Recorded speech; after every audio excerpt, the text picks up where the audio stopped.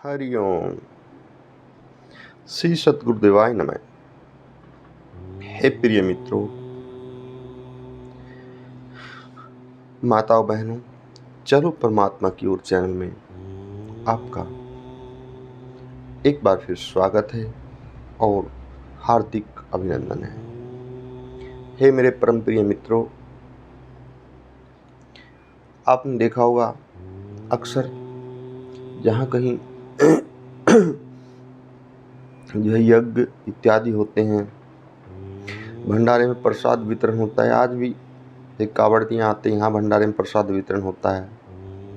और बहुत जगह आपने देखा होगा, बहुत से खुशियों के स्थान पर जहाँ किसी का धार्मिक आयोजन हो वहाँ भी प्रसाद वितरण होता है। किसी के लड़के की शादी हो वहाँ भी बंटता है। इस तरह जब रोक लगन वाले इस तरह आते हैं, लेकिन इसमें एक बहुत बड़ा अंतर है। अगर बांटने का भाव प्रकृति तुल्य हो तो बांटने से बड़ा, इस प्रसाद से बड़ा कोई और पुण्य का कार्य हो ही नहीं सकता। लेकिन ध्यान रखें, बांटने वाले का भाव प्रकृति के तुल्य हो। आपने देखा होगा कि जो है निरंतर वृक्ष अपने फल बांटते रहते हैं, है ना। पेड़ से पक रहा है, वो गिर रहा है, पक रहा है, गिर रहा है, और सारे ही फल बांट देते हैं, एक भी अपने पास नहीं रखते। और कभी किसी को कहना ही नहीं कि मैंने फल बांटे हैं, कोई शोर शराबा ही नहीं। बताइए आप, पौधे हैं, जब इन पे फूल लग जाते हैं तो ये अपनी सुंदर खुशबू सारे दिन आठों याम प्रकृति को बांटते रहते हैं, ताकि हमारी पूरी पृथ्वी सुगंध से भर जाए, खुशबू से भर जाए। क्या कभी किसी ने कहा है कि मैं बांट रहा हूँ? कितना सुंदर भाव है ना, क्योंकि ये प्रकृति है। सूर्य नित्य प्रति अपनी ऊर्जा बांटता है। अगर ना बांटे ऊर्जा तो पूरी पृथ्वी बर्फ से ढक जाए, जलमग्न हो जाए, एक दिन में ही एक दिन भी बर्दाश्त ना हो जाए। क्योंकि ये तो कभी कभी सूर्य नहीं निकलता कि धूप बादलों के पीछे अड़ रहा है, मौसम खराब है, लेकिन सत्य में ही वो निकलता तो पड़ता ही है। अगर एक दिन भी ना निकले तो टेम्परेचर -100-200 तक पहुंच जाता है पृथ्वी का। अब देख लीजिए, पूरी पृथ्वी नष्ट हो जाएगी एकदम। हे मेरे प्रिय मित्रों, चंद्रमा इसी प्रकार अपनी शीतलता किस तरह साइलेंट रूप में बांटता रहता है। कितनी शांति शांत। कभी कभी रात में उठते हैं, चंद्रमा होता है, नींद में कभी बाथरूम करने चले गए, बाहर निकल गए, देखने के बाद चंद्रमा को कितना आनंद मिलता है, शांति।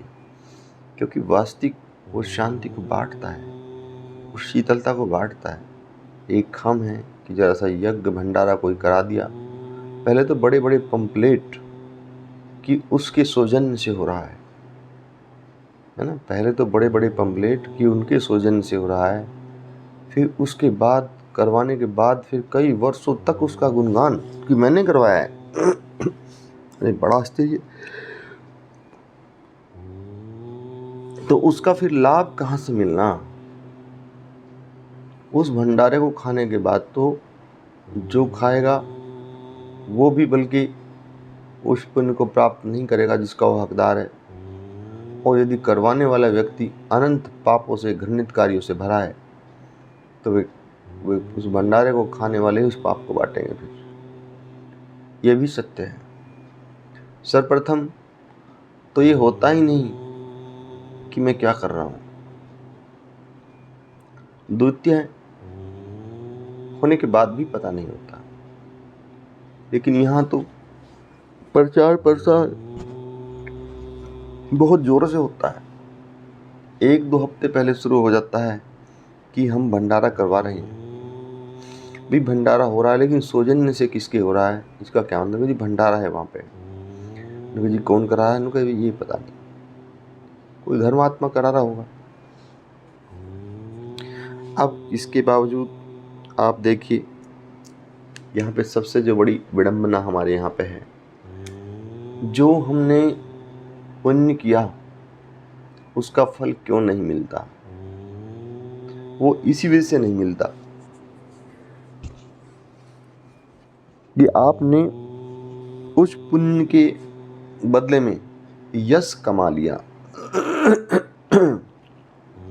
जब पुण्य के बदले में आप यश कमा चुके हो तो इस प्रकृति से फिर और दूसरी चीज की उम्मीद कैसे?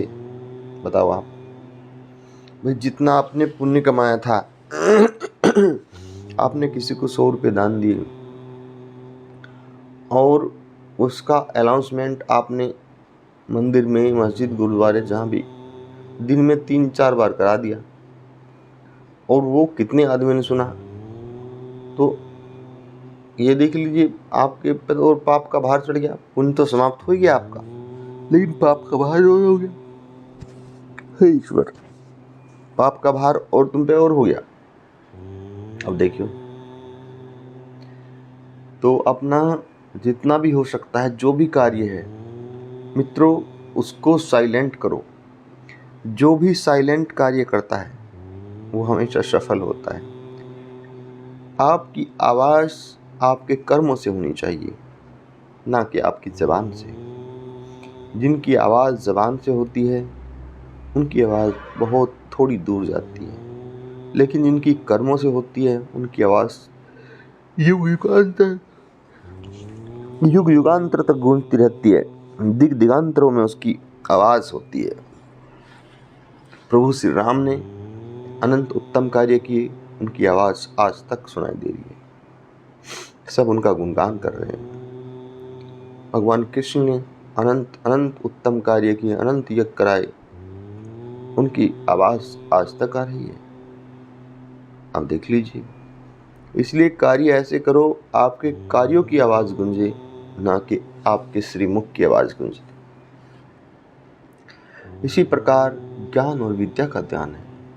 जो प्रकृति ने आपको ज्ञान दे दिया उसको बांटो, उसको प्रेम भाव से बांटते रहो। जितना प्रेम का रस बहेगा उतना ज्ञान का आनंद सर पे चढ़ के बोलेगा।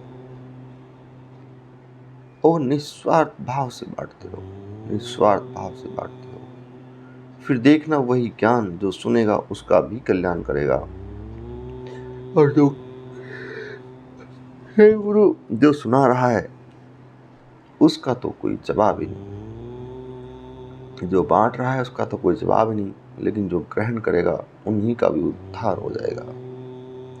तो मेरे परम प्रिय मित्रों, बांटने की कला सीखो। जिसने बांटने की कला सीख ली वो तो प्रकृति के तुल्य है, वो तो ईश्वर के तुल्य है। लेकिन उस कला से बांटो तो सही। हमारी बांटने की कला उत्तम नहीं है, इसलिए हमारे किए हुए कार्य, किया हुआ दान, किया हुआ पुण्य सफलता की तरफ नहीं जाता।